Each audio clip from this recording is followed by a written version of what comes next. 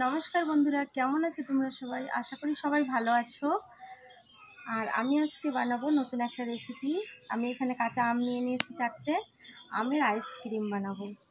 কিভাবে বানাই দেখতে থাকো, সাথে থাকো, পুরো ভিডিওটা দেখো। এখন চলো বন্ধুরা, আমগুলোকে কেটে নিচ্ছি। আমগুলো আমি কেটে নিয়েছি। এবার আমগুলো কি করতে হবে? সিদ্ধ করতে হবে। এবার আমি প্যানটা বসিয়ে দেবো। আমি প্যানে জল নিয়ে নিয়েছি, এবার বসিয়ে দেবো। নিয়েছিলাম, আমগুলো দিয়ে দেবো। দেখো বন্ধুরা, আমটা সিদ্ধ হয়ে গেছে। আমটা এবার আমি নামিয়ে নেব। চলো বন্ধুরা, আমটা ম্যাশ করে নিচ্ছি। কেন ম্যাশ চলো বন্ধুরা, আমটা ম্যাশ করে নিচ্ছি, কেননা আমার মিক্সচারটা খারাপ হয়ে গেছে। হাতেই করতে হবে। এটা আর কাজ হলো না, এবার আমার হাতের সাহায্যেই ম্যাশ করতে হবে। এখানে একটা নেট নিয়েছি। দেখো, আমটা ম্যাশ করা হয়ে গেছে। এবার আমি নেটের ভিতরে ঢেলে দেবো সেকার জন্য।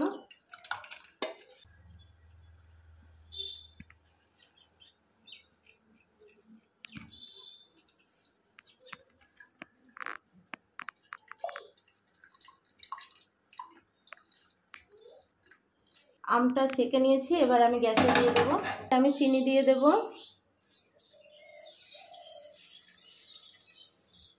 এখানে একটু নুন দিয়ে দেব। বন্ধুরা, এখন আমি এখানে 2টো এলাচ নিয়েছি, এলাচ 2টো ফাটিয়ে নিয়েছি, দিয়ে দেব। তো চলো বন্ধুরা, এবার আইসক্রিমটা বানানো যাক। ট্রেতে এবার আইসক্রিমটা ঢেলে নেবো আমি।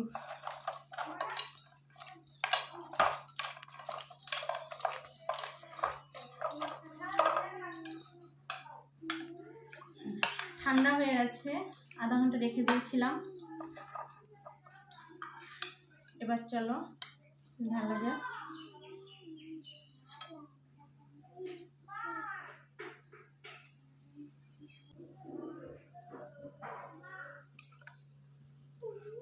আমি একটু জল জিরা ব্যবহার করব উপর দিয়ে।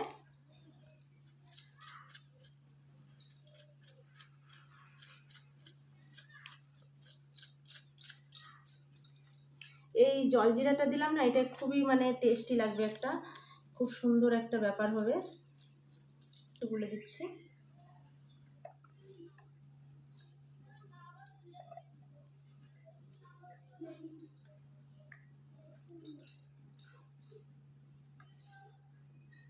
আছে, এবার ঢাকনাগুলো লাগিয়ে দিলাম। তোমরা যারা যারা খাওনি এইভাবে আমের আইসক্রিম, আমি আমটা সিদ্ধ করে নিয়েছি, তোমরা পুড়িয়েও নিতে পারো আমটা, কিন্তু এভাবে বানিয়ে খাবে, খুবই টেস্টি হবে। আর কেউ কাঁচা আমের আইসক্রিম খাওয়ার ইচ্ছে থাকলে সে কাঁচা আমও পেস্ট করে নিতে পারো মিক্সচারে, আর এইভাবে বানাতে পারো। তো চলো বন্ধুরা, এবার আমি 6 ঘন্টার জন্য ফ্রিজে রেখে দিচ্ছি। 6 ঘন্টার জন্য ফ্রিজে রেখে দিচ্ছি। চলো তাহলে 6 ঘন্টা পরে আবার ফিরে আসছি। 6 ঘন্টা পরে ফিরে আসলাম। দেখো, আমার আইসক্রিমটা পুরো জমে গেছে। এবার আমি দেখাচ্ছি খুলে কেমন হয়েছে।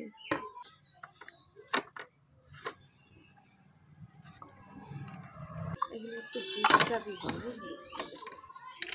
দুটো খুলে তোমাদের দেখিয়ে দিচ্ছি। দেখো কত সুন্দর হয়েছে, খেয়ে বলছি খুব সুন্দর হয়েছে।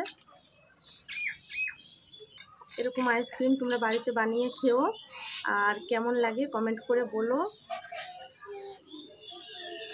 আর ভিডিওটি লাইক, কমেন্ট, শেয়ার করো। চ্যানেলটিকে সাবস্ক্রাইব করো, আমার সাথে থেকো।